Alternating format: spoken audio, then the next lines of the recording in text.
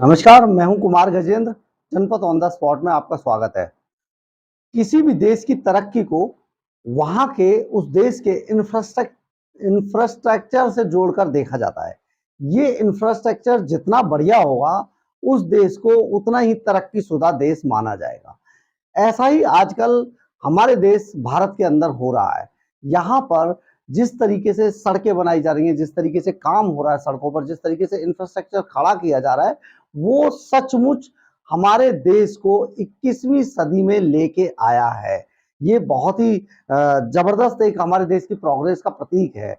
आज इसी कड़ी में आज देश के प्रधानमंत्री नरेंद्र मोदी ने प्रगति मैदान के अंदर बनाए गए कन्वेंशन सेंटर का आज उद्घाटन किया। नरेंद्र मोदी ने इसका नाम भारत मंडपम रखा है और उन्होंने इस भारत मंडपम का आज उद्घाटन किया। ये एक बहुत ही भव्य इमारत है। करीब 10 मंजिल बनी हुई ये इमारत इतनी भव्य है, ये शंख के आकार की बनाई गई है। यानी कि अगर इसे ऊपर से देखा जाएगा तो ये शंख जैसी देखने में प्रतीत होगी। इस इमारत का पूरा प्रारूप जो देश की विभिन्न तरीके की संस्कृतियों से इस पूरे कन्वेंशन सेंटर को जोड़ा गया है और ये देश के अंदर इस कदर तरक्की को आगे बढ़ाएगा, इस तरीके से इंफ्रास्ट्रक्चर की एक मिसाल साबित होगा। और ये कन्वेंशन सेंटर का उद्घाटन ऐसे समय पे तैयार हुआ है या किया गया है जिस वक्त हमारे देश के अंदर G20 समिट होने वाली है। यानी कि ये जो कन्वेंशन सेंटर है, ये इसी G20 समिट को देखते हुए तैयार किया गया है और इसमें पूरी तरीके से इसको इस तरीके से बनाया गया है कि यहाँ पर सभी देशों के जो राष्ट्राध्यक्ष और प्रधानमंत्री हैं, उनको किसी भी तरीके की कोई परेशानी ना हो। इससे पहले इस तरीके के जो सरकारी कार्यक्रम हुआ करते थे, वो सभी विज्ञान भवन या दूसरी इमारतों के अंदर आयोजित किए जाते थे। लेकिन इस कन्वेंशन सेंटर के बनने के बाद इन इमारतों की बजाय अब प्रगति मैदान के अंदर बने इस कन्वेंशन सेंटर यानी भारत मंडपम के अंदर आयोजित किए जाएंगे। अब हम इसके बारे में आपको बता देते हैं कि ये करीब 2700 करोड़ की लागत से बनाया गया एक बड़ी इमारत है, जिसमें के करीब 7000 लोगों के बैठने की व्यवस्था है। 123 एकड़ में फैला ये कन्वेंशन सेंटर बहुत ही बहुमुखी अत्याधुनिक सुविधाओं से लैस है और इसमें देश के कोने कोने से लाई गई संस्कृतियों की झलक दिखाई देगी। इतना खूबसूरत ये बनाया गया है। और यहाँ पर क्योंकि अभी दिल्ली के अंदर, हमारे देश की राजधानी दिल्ली के अंदर जो सबसे बड़ी समस्या है वो खास तौर पर पार्किंग की आती है। कहीं पर भी आप अगर कोई प्रोग्राम या ऐसी कोई इमारत या ऐसा कोई सेंटर बनाते हैं, वहां पर पार्किंग सबसे बड़ी समस्या होती है। लेकिन इस कन्वेंशन सेंटर के अंदर इसको इस तरीके से तैयार किया गया है कि यहाँ पर ना तो आने जाने में और ना यहाँ पर गाड़ी लगाने में किसी तरीके की कोई परेशानी नहीं होगी। यहाँ जो भी लोग आएंगे, करीब 5500 कारों की पार्किंग का यहाँ पर स्पेस भी बनाया गया है। यानी कि 5500 गाड़ियां एक साथ इस कन्वेंशन सेंटर की पार्किंग में खड़ी की जा सकेगी। और आने जाने के लिए इसके आसपास जो टनल का जाल बिछाया है, वो टनल का जाल भी देखने दिखाने लायक है। जिस टनल में से कुछ दिन पहले ही एक प्रगति मैदान वाली टनल तो खोल दी गई है, जिनमें से रास्ता देकर इस कन्वेंशन सेंटर में के अंदर एंट्री और एग्जिट कराया जाएगा। यानी कि आने जाने में भी किसी तरीके की जो भी लोग आएंगे उनको कोई परेशानी नहीं होगी। इतना ही नहीं, वीवीआईपी की एंट्री के लिए जो लोग सड़क के रास्ते से नहीं आएंगे, उनके लिए यहाँ पर एक हेलीपैड भी बनाया गया है। यानी कि सीधा एयरपोर्ट से और कन्वेंशन सेंटर के अंदर ही जो वीवीआईपी हैं वो उतर सकेंगे। यानी कि सड़क मार्ग का पूरी तरीके से सिस्टम ही खत्म कर दिया जाएगा। तो ये एक बहुत ही भव्य इमारत है। यहाँ पर एक 5 स्टार होटल बनाने का भी प्रस्ताव चल रहा है, जल्दी ही उसको भी तैयार कर दिया जाएगा। यानी कि जो लोग यहाँ पर आएंगे, यहाँ ठहरेंगे, जो एम्फी थिएटर्स और जिस तरीके के यहाँ पर प्रदर्शनी के लिए बनाए गए हॉल्स हैं, उन सबको जो यूज करेंगे वो आकर यहाँ पर यहीं पास में बने 5 स्टार होटल में उनके ठहरने की व्यवस्था भी हो सकेगी। इस हिसाब से ये पूरा तैयार किया जा रहा है। या और ये पूरी शीशे की इमारत है। अगर इसके अंदर से देखेंगे तो बैठकर चौथे पांचवें जो तल है वहां से बैठकर सीधे सीधे इंडिया गेट और दूसरी जगहों को भी देखा जा सकेगा। ये बहुत ही अत्याधुनिक इमारत है और इसने ऑस्ट्रेलिया के सिडनी में बने ओपेरा हाउस को फेल कर दिया है। ये वाकई इतनी खूबसूरत है। ओपेरा हाउस को लोग दूर दूर से देखने आते हैं, लेकिन अब ओपेरा हाउस सेकंड नंबर पे आएगा। पहले नंबर पे ये कन्वेंशन सेंटर होगा, क्योंकि ये बहुत ही खूबसूरत इमारत है और यहाँ पर बैठ जिस तरीके से 7,000 लोग बैठेंगे, वहीं ओपेरा हाउस में सिर्फ 5,500 लोग बैठते हैं, जबकि यहाँ पर 7,000 लोगों के बैठने की व्यवस्था है।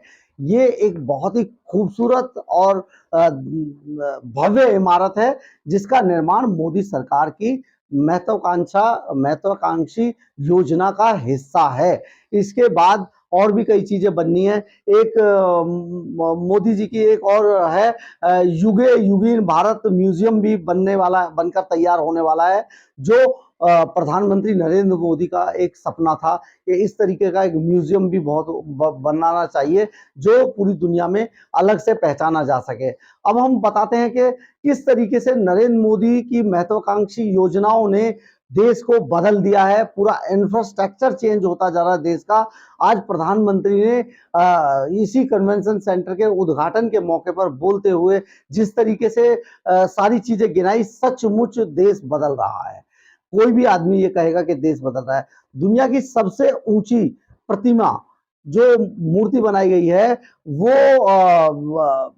गुजरात के अंदर है, जो अब तक की जो जिसे कहा जाए कि सिडनी की जो इमारत है उससे जो प्रतिमा है उससे भी ज्यादा ऊंची, यानी जो स्टैचू ऑफ लिबर्टी है उससे भी ऊंची ये जो हमने स्टैचू लगाई है, स्टैचू ऑफ यूनिटी जिसका नाम रखा गया है, सरदार वल्लभ भाई पटेल की ये प्रतिमा विश्व में पूरी दुनिया में सबसे ऊंची है। इसके बाद दुनिया का सबसे ऊंचा रेलवे ब्रिज भी अब इंडिया के अंदर बनके तैयार हो चुका है। दुनिया का सबसे लंबा सड़क मार्ग हमारे पास है। दुनिया की सबसे ऊंचाई पर बनाई गई टनल भी हमारे पास है।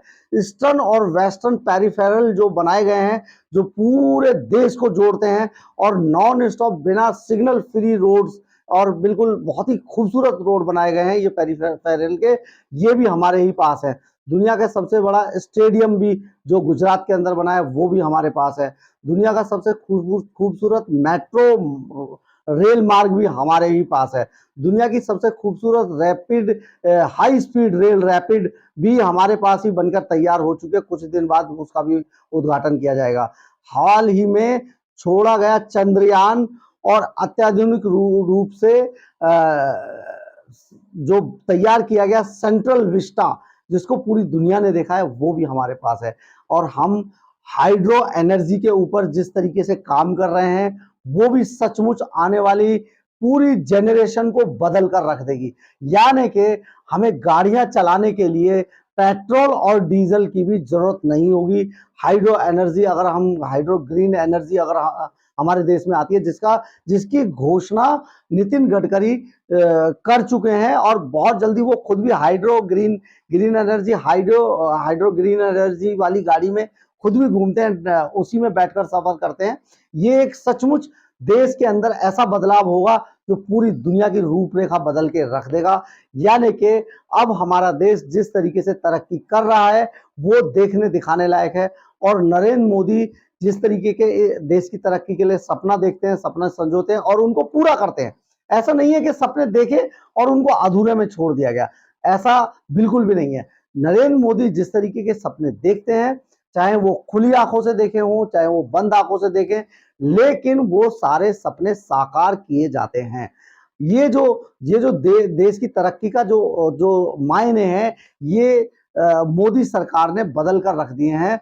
आपको हम ये भी बता देते हैं कि जो म्यूजियम जिसे युगीन भारत म्यूजियम कहा जा रहा है वो भी पूरी दुनिया के अंदर अपने आप की मिसाल होगा और सचमुच वो जब बन के तैयार होगा तो पूरी दुनिया देखती रह जाएगी।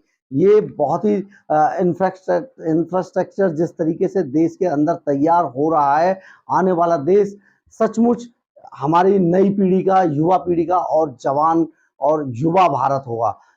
हम आज किसी भी देश से कम नहीं है। जिन चीज़ों को देखने के लिए, जिन चीज़ों के को देखकर हम इंटरनेट पर या टीवी पर हम अपने दांतों तले उंगलियां दबा लेते थे और सोचते थे कि काश ये इंफ्रास्ट्रक्चर हमारे भी पास होता, ये इमारतें हमारे भी पास होती, वो अब सारी चीजें हमारे यहाँ लाई जा रही हैं और उनको साकार किया जा रहा है। वो अब यहाँ हमारे यहाँ लगभग बनकर तैयार हैं। ये मोदी सरकार का संकल्प है। मोदी ने आज अपने भाषण में ये भी कहा कि जब मैंने अपनी सरकार को जब मेरी सरकार देश के अंदर आई थी तो उस वक्त देश के अंदर इकोनॉमी के मामले में हम 10वें स्थान पर थे, लेकिन आज हम तीसरे स्थान पर आ चुके हैं और बहुत जल्दी हम दुनिया की 3 इकोनॉमी सबसे बड़ी इकोनॉमी वाले देशों में शुमार होंगे। ये अपने आप में बहुत बड़ी घोषणा है। नरेंद्र मोदी ने सचमुच जो किया है और जो आगे किया जा रहा है, जिस तरीके की जो योजनाएं लाई जा रही हैं, चाहे वो लड़ाकू विमान हो, चाहे वो हमारी सेना की नई टेक्नोलॉजी हो, चाहे वो हमारे दूसरे तरीके के जो इक्विपमेंट्स हैं, जो टेक्नोलॉजी और हथियार बहुत देशों के अंदर रियर कहे जाते थे, वो आज हमारे पास हैं। इजराइल से हम कई बड़े घातक हथियारों पे, बड़े बड़े अत्याधुनिक हथियारों और टेक्नोलॉजी पर समझौता कर चुके हैं। अमेरिका के साथ भी ऐसे समझौते हुए हैं, ब्रिटेन के साथ भी हुए, और इसलिए अब हमें बहुत जल्दी देश का नंबर 1 यानी कि देश की सबसे बड़ी ताकत बनने से कोई नहीं रोक सकता। अगर मेरी वीडियो आपको अच्छी लगे तो लाइक और कमेंट्स जरूर कीजिएगा, इससे मुझे ऊर्जा मिलती है। जय हिंद, जय भारत।